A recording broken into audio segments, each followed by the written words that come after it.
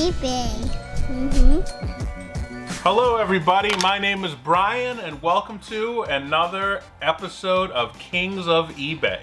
We're about to discuss one of my favorite topics, junk lots. What is a junk lot, you say? Imagine you buy a ton of stuff and you find out that maybe 10% of it is worth money. What do you do with the other 90% that basically is worth under 15 bucks? And individually, if you sent them out and shipped them, you're not gonna make money. Maybe you make $1 or $2. You take all the crap and you put it together and you sell it in something that's called a junk lot. So what can you junk lot? You can junk lot anything from action figures to ephemera to old papers to ornaments to literally anything. Purses, clothes, all that stuff. It's great when you have, maybe you have 10 shirts that are all the same size, for the same gender, for whatever, but you look them up and they're selling for, $8, $9. By the time you ship them, you made no money. What you do is you take all of them, put them together in one lot, junk lot it, and guess what? Now you can ask $50 or $60 for these 10 shirts, and someone might offer you $40, and it will cost you, $12 to $14 to ship it, and then you end up making a pretty good money on a ton of stuff that you would have shipped individually, which would have cost you a lot of time, and you'd only make very little money. So you get rid of everything at the same time, and here's the best part, you make more money doing it. It's a no-brainer. I'll look at something and I already know on the top of my head that whatever I'm paying for it will get the money back from all the junk, and then all my profit will be all the good stuff. So if you see 20 bucks here, 50 bucks here, 100 bucks here in any kind of collection, whether it's, clothes or art or anything, then the next thing that's most important is saying, okay, well, all this other stuff, I'll put it together, have it in one giant lot or collection. And when you list it on eBay, you use the words lot or collection. The first part of the subject line is the number. If you have, 25 shirts as what the junk lot's gonna be, then that's what you do. You put the number 25 first. Don't bury that. That's the most important part, is the number of how many items there are at the beginning. It's also very important to do it when things aren't selling. So there's a lot of times you'll buy stuff that actually has value, but the stuff will not sell. So what do you do in that situation? Well, I would rather lose a little bit of money and not be able to hold on to these things forever and get rid of it all at once. So if you have somebody who typically would buy one item for $25, they may look and see that you have 8 of them for 120 bucks. They might go, wow, well, I've been buying one at a time for 25, but I can get 8 for 120 and I can save myself 80 bucks overall. Okay, I'll do that. Maybe you scored that $120 worth of stuff for 10 or 15 or 20 bucks. So to you, you just made a ton of money.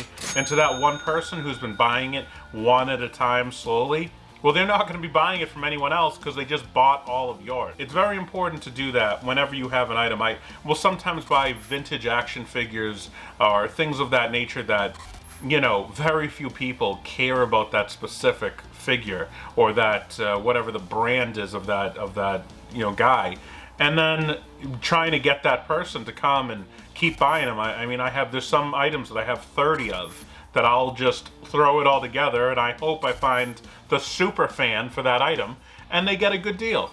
I try to pay as little as possible, so I get such a good deal that I try to pass it on to some of the other people.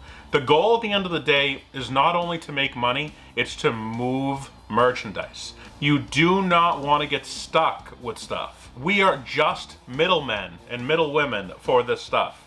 We do not want it. We do not want any of this stuff. I bought recently a huge Michael Jordan collection of action figures.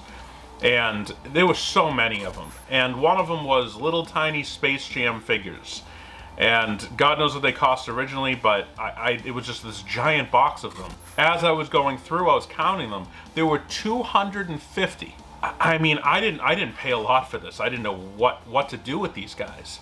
I realized if I sold them individually, they sell for $5, $6 a piece. But after shipping and handling and everything, I'd make 50 cents with taxes and fees. It just wasn't the life that I wanted to live, of mailing 250 of these out and praying that none of them break. So I decided to break them up into lots.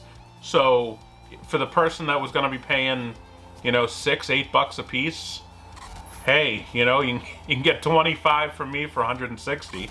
Or here's the best part, make a best offer.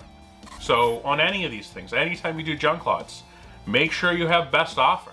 Because if someone will make you a best offer on this stuff, great.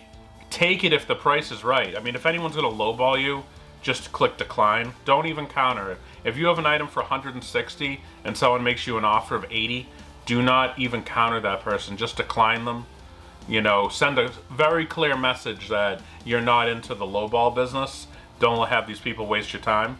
If you're asking 160 and you paid like a fraction of that, and someone offers you 125, 130, I mean, don't even think about it. Just smash accept on that and just take that money and invest it into more product. Worst case scenario, if you cannot sell it on eBay, or you look and you say, okay, this giant lot's down to, you know, $30. It'll cost me more than that to ship it. Take that stuff and take that junk lot aside, and I call those eBay junk lots. Then they'll be turned into Facebook Marketplace junk lots. And I'll be doing another video on those at some point in the future. But you make a pile of all the crap you can't sell on eBay. You dump it on Marketplace, or if you're willing to do it, flea markets or places like that. But you basically go through and filter out all the stuff that has value that you can get on eBay first, and then that stuff goes into separate piles for other people to deal with. And there are a lot of people who'll take stuff that to you may not be worth it. Maybe those, you know, those 10 shirts that wouldn't sell for $30 to you on eBay, someone might be able to sell them locally to someone for 50 or 60, because someone may be able to touch them and feel them and say, wow, this is something that I want. Junk lots. I love junk lots.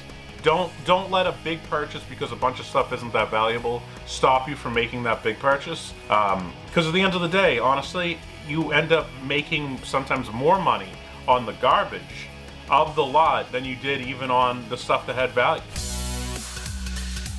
Thank you yet again for everybody. I always preach, don't sell anything for less than 15 bucks. If you do, make sure there's a good reason behind it.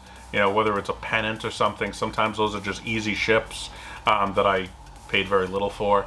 So sometimes that makes sense to do it if you buy the right boxes. That'll be another video as well about what's the right boxes and how to be able to ship stuff. Throughout this video, you also saw pictures of junk lots that I have on eBay currently.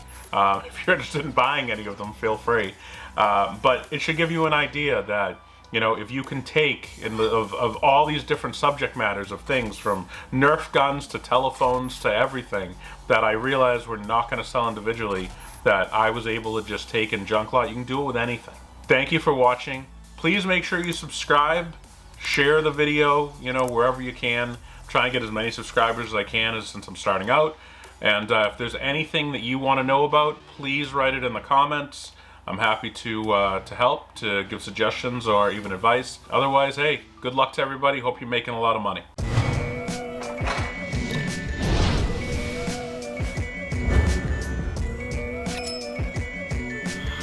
Kings of eBay.